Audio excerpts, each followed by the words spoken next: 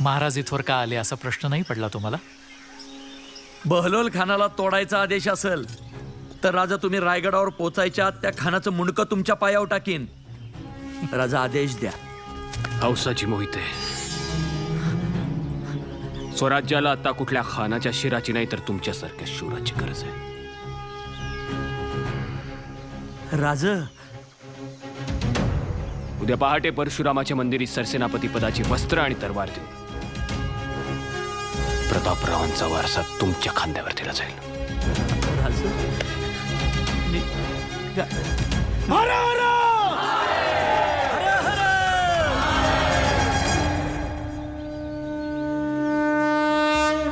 औसाजी मोहिते, हिरण्यगर्भ जोवर केशरी तुमचं आमचं जीवित कार्य तोवरच.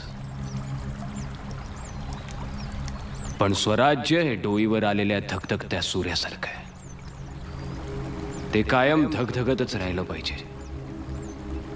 परकीय आक्रमणांच्या काळरात्री येतच राहतील. कधी ग्रीक, कधी हून, कधी शक, यवन, डच, पोर्तुगीज, तर कधी मुघल बनून. पण अशा या काळ रात्रींना मधोमध चिरायलाच आपण पुन्हा केशरी रंग बनून जन्माला यायचं आणि हातातल्या तरवारीच्या टोकावर स्वराज्य टिकवायचं. कारण हे राज्य व्हावे ही तो श्रींची इच्छा.